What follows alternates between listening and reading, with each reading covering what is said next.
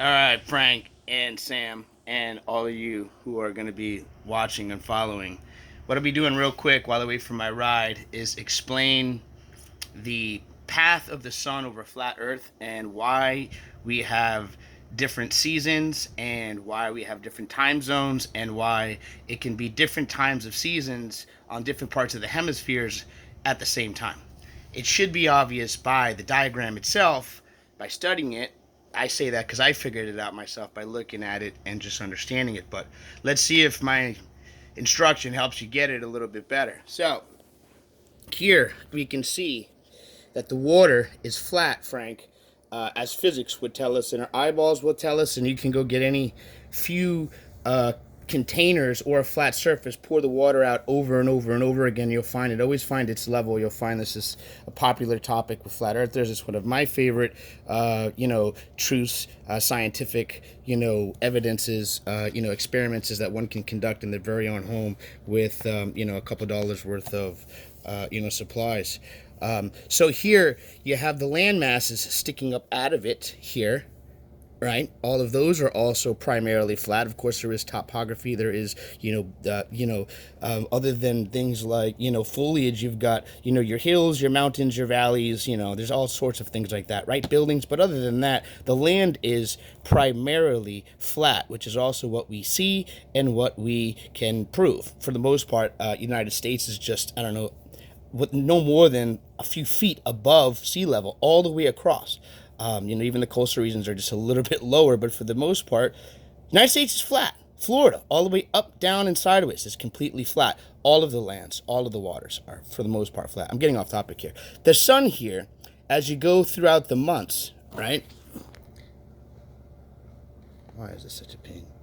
The sun here, as you go throughout the months, in June here, you can see, God damn it, it's up here, and as it's getting lower and lower towards August, it's getting hotter, right? All the way till you hit about September-ish, right? It starts getting cooler, right? So then you hit December, you hit January, it's still cool. It's getting warmer, it's getting warmer, it's getting warmer. And it continues to get warmer until it stops. It comes back down. But it's the warmest when it's right around what is the equator.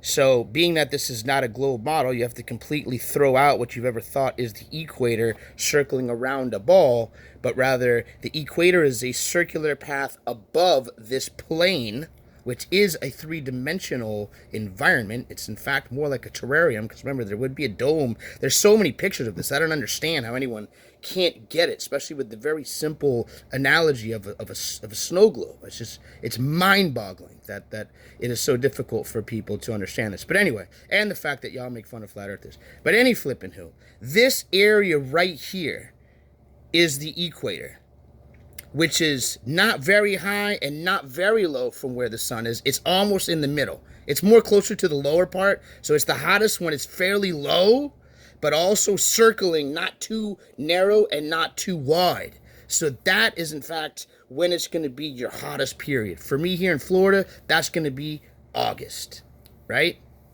July, August. That's going to be your hottest times. And that's what I experience. All right, and what I also experience is that the days are longer because the sun is right here in this sweet spot. You could exchange the word equator for sweet spot, although it's not so sweet. It's so dang hot because the sun is at this prime part where you notice where it comes up on the north and south, horizon, because that changes. That's also explained by this.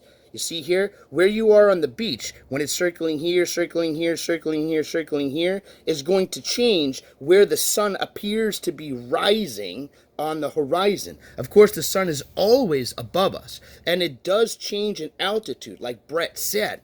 But that is not what you're witnessing as you're watching the sun approach. As the sun approaches, what you are witnessing is the fact that things from very far away will appear from the top to the bottom. That's how they will appear. This is science, this is physics, this is absolute, empirical evidence you can gather yourself with some quarters and a table, or some, pencils or dominoes and a long table and a camera, okay? And study perspective. But as things leave your vision, they're going to disappear from the bottom up. And as things come into your vision, coming from the vanishing point as far as your eyeballs can see, or whatever device you're using, it will appear from the top down. So the sun appears to rise as it's approaching, but it's really just approaching in a humongous circular pattern. That's the circular that you don't see. It's not the curvature of the earth that you don't see. It's the curvature that the sun is making in its path, which is a circle. It's not a straight line. East and west is not a straight line. It is a circular pattern that the sun and the moon and the celestial bodies do every single day. They're moving in a clockwise fashion, because it is a clock, exactly as it's described in the book of Genesis in the scriptures. It describes a flat, motionless, geocentric, that is to say that the earth and its environment around it is the center of creation, as you see in this diagram. And the celestial bodies, i.e. the sun, the moon, the stars, which are, also the planets, are wandering stars. All of those are lights in the sky made for only us, that circle above us.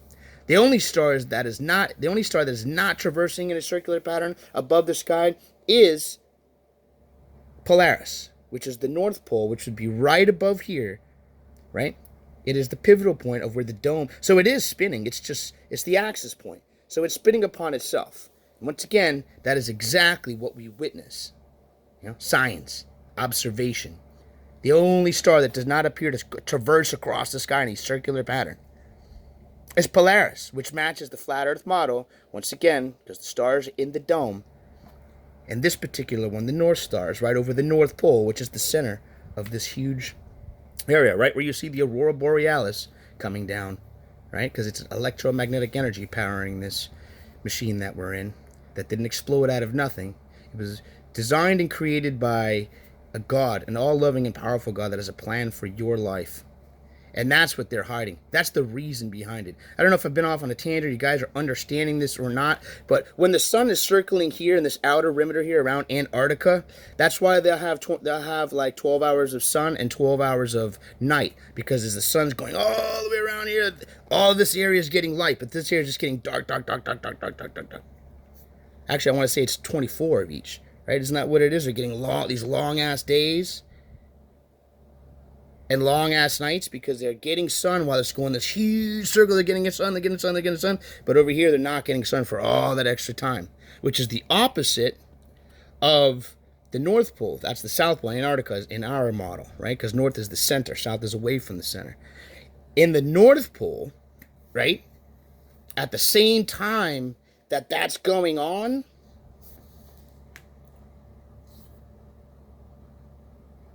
that for them is going to be summer. Or winter, rather. Right? And it's opposite for the North Pole. When the sun is tight here, that's when they're going to get 24-hour sunlight. In June, in the summer. In the summer, for the center, because the sun is up here, they're going to get more sunlight.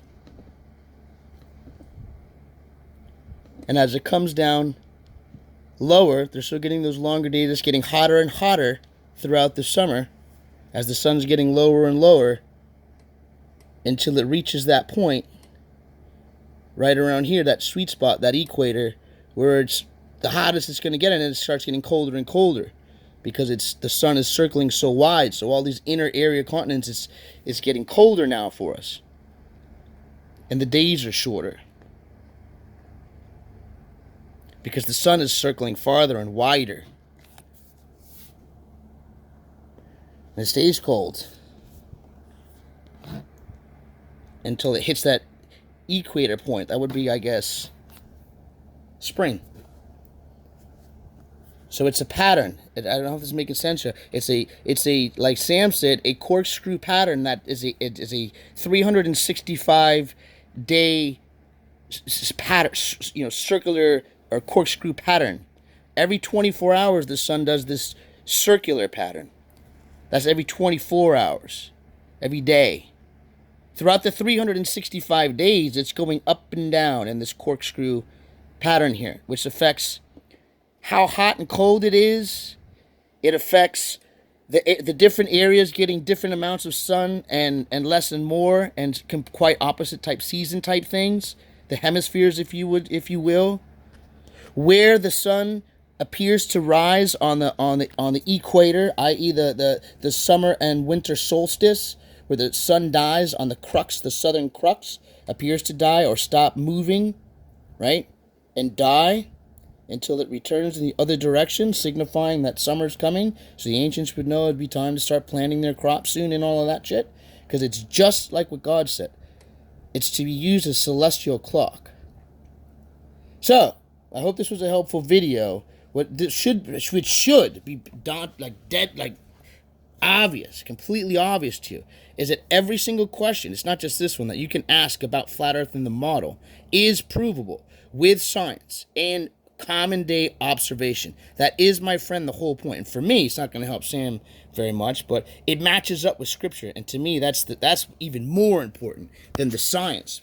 But I became a flat earther and was convinced thoroughly, completely through science, before I even started really looking into the biblical part, because I didn't want to be biased in any way. All right, so everything is answered. The seasons, why we have different time zones, why the sun appears to rise more north and more south as it goes through the summer and winter solstice, why the North Pole can get 24-hour sunlight in the summer months because the sun is circling so narrow and right above it that it's getting lots of sun.